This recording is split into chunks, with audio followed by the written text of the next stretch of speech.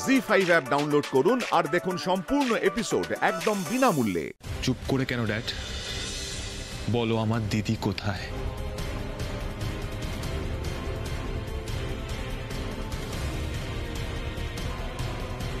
দিদি? দিদি কাকে বলছো দাদু ভাই? দিদিটা কাকে বলছো? একটা অমঙ্গল, তাকে তুমি আমার সম্পর্কে জড়াচ্ছ? তোমার লজ্জা করে না? তুমি বুঝতে পারছো না ওরা হচ্ছে এই সংসারের পাপ? নেই নেই, কোথাও নেই, ও মরে গেছে। মা! ঠাম্মি, ও তোমার কাছে মরে যেতে পারে, কিন্তু আমার আর আমার মায়ের কাছে সে এখনো বেঁচে আছে। আমি কৈফিয়তটা তোমার থেকে নয়, আমার ড্যাডের থেকে চেয়েছি। তুমি এর মধ্যে না ঢুকলেই ভালো, প্লিজ। কেন ঢুকবো না? কেন? ওই রকম একটা অপয়া অলক্ষণে যদি আজ এই বাড়িতে থাকতো, না জানি আমাদের এই বাড়িতে আরো কত ক্ষতি হতো। ও নেই, একদম কেউ খোঁজ করবে না। ওটা মরলে আমাদের হাড় জুড়ে। কেন কেন মা, কেন? ছোট্ট একটা বাচ্চা সবে জন্মেছে, কি এমন ক্ষতি করে থাকতে পারে আপনার মা যে আপনি বারবার বারবার বারবার তার মৃত্যু কামনা করেন?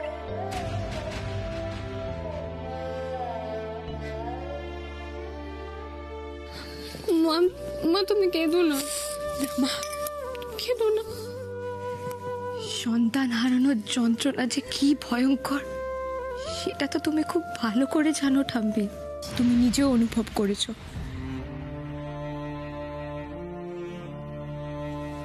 তাহলে কি করে তুমি আরেকজন মাকে এরকম কটু কথাগুলো বলতে পারছো? যা জানো না তাই নিয়ে একদম কথা বলবে না।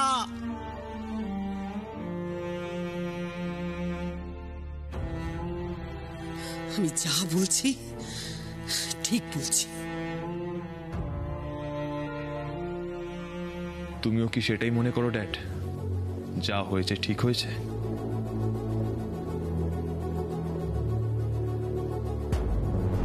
কি হয়েছে আমি জানি না নীলাদ্রি, আর জানতেও চাই না।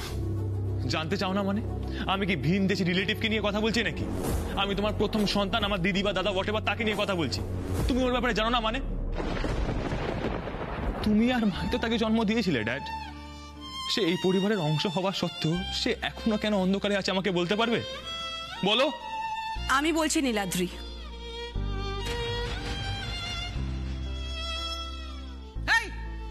তুই আবার কি বলবি?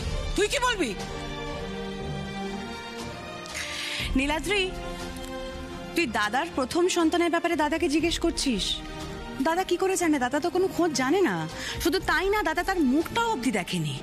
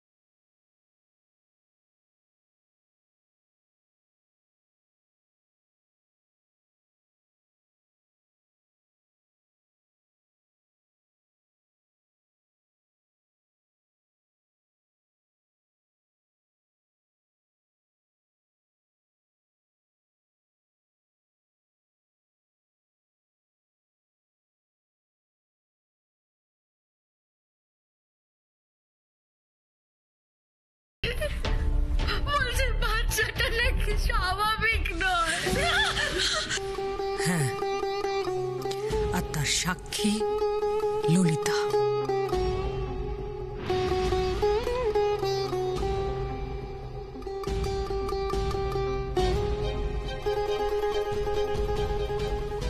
কেন ঠাম্মি, এই কাজটা তুমি কেন করতে গেছিলে?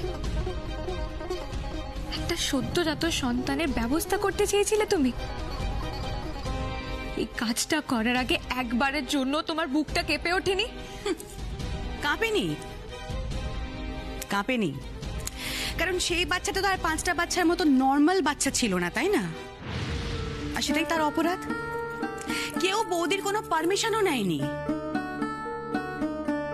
বৌদি সবে সবে ডেলিভারি হয়েছে, সেই যন্ত্রণায় অসহায় অবস্থা, তার সুযোগ নেই তো মাই জঘন্য অপরাধটা করেছিল।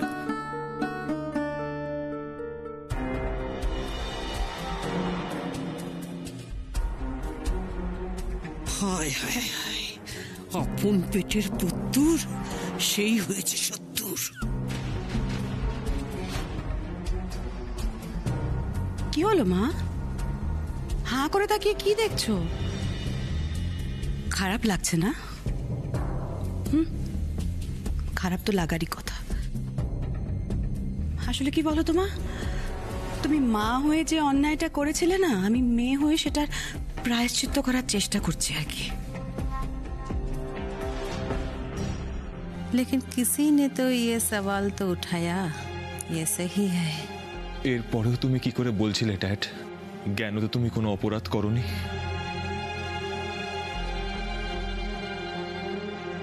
যে নিজের স্ত্রী নিজের সন্তানকে সুবিচার দিতে পারে না, সে নিজের দেশের ভালো কি করে করবে? করাপশন তো বহু বছর আগে থেকে এই বাড়িতে শুরু হয়ে গেছিল ড্যাড, আর তুমি মুখ বুঝে সবটা সমর্থন করে গেছো, না জানার ভান করে গেছো। তুমি সংসার আর রাজনীতি দুটোই অন্যের কথা মতো চালিয়ে গেছো ড্যাড। অন্যের মতামত তোমার সিদ্ধান্তকে মাথা তুলতেই দেয়নি কোনোদিন। তুমি শুধু মন্ত্রী হিসেবে নয় ড্যাড, বাবা হিসাবেও ব্যর্থ।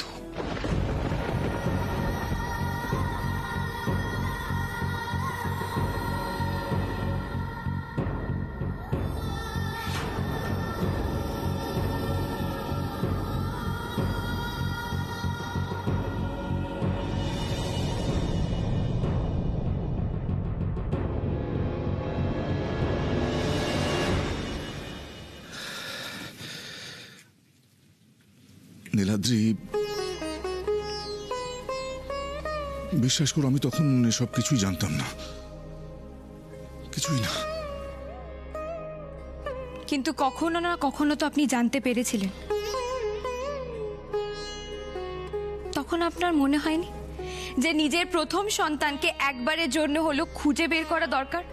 করেছিলেন আপনি? করেননি। উল্টে আপনিও ঠাম্মিদের মতো সেই মানুষটার ঈশ্বর প্রদত্ত শারীরিক অস্বাভাবিকতাটাকে দায়ী করে তাকে ভুলে গেছেন।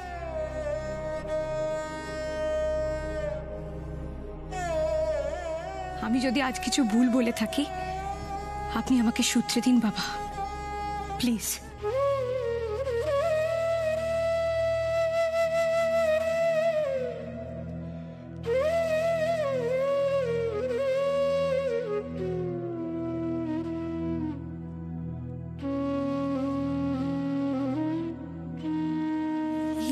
कितना बदनसीब है, उनका बच्चा मुस्कान तो उनका पास ही है, किंतु ওনারা তো কেউ ওকে চিনতে পারছেন না।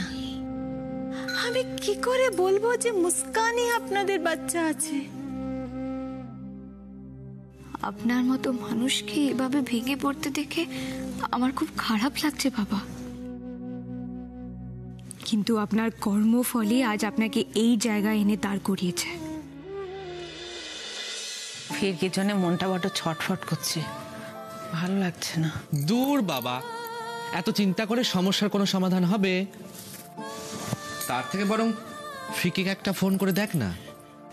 ভালো কথা মনে করিয়েছিস, দেখি তো ফোন করে মেয়েটা কি করছে।